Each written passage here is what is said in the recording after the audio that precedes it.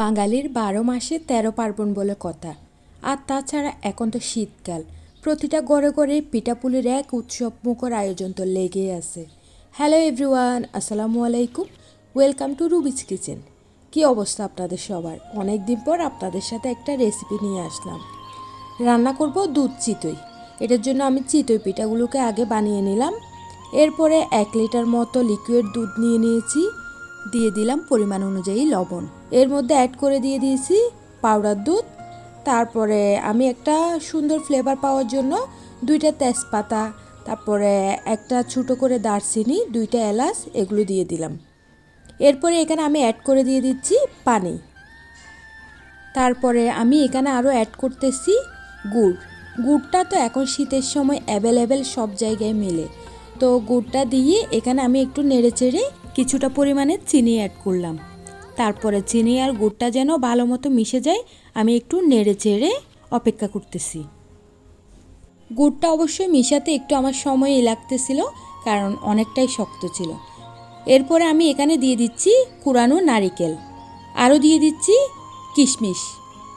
আজকের এই রান্না করা দুধ চিতইটা খুবই স্পেশাল হতে যাচ্ছে, তাই ভাবলাম আপনাদের সাথে আমি রেসিপিটা একটু শেয়ার করি।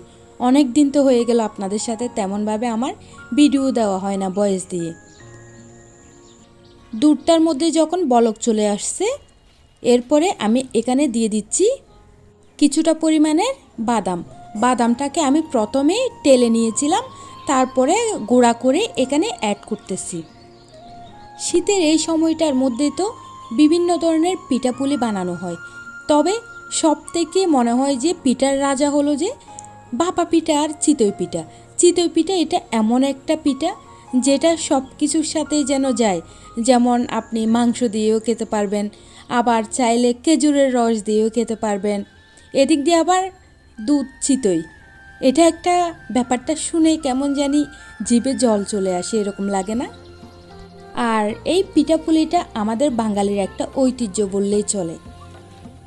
যাই হোক, বছরের এই সময়টার মধ্যে যে এত এত পিঠাপুলির আয়োজন একটা লেগে থাকে, এটার মধ্যে অন্য ধরনের একটা আনন্দ খুঁজে পাই আমরা।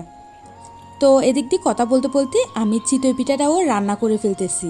এটা আমি আগের দিন রাতে রান্না করে রেখে দিয়েছিলাম, কারণ সকালবেলা উঠে এটা খেতে খুবই মজা লাগে এই শীতের সময়ে। আমি একটু অপেক্ষা করতেছি দুধ এটা থেকে যেন বলক চলে আসে। বলক চলে আসলে এরপরে চুলাটা অফ করে আমি রেখে দিব।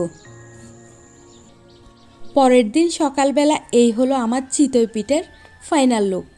এটা খুবই অসাধারণ খেতে। আর আপনাদের যদি আমার রেসিপিটা ভালো লেগে থাকে তাহলে লাইক কমেন্ট শেয়ার করে আমার পাশে থাকবেন। আর এই পর্যন্ত আপনাদের সাথে দেখা হবে অন্য কোনো নতুন ভিডিও নিয়ে। সবাই ভালো থাকবেন। আল্লাহ হাফেজ।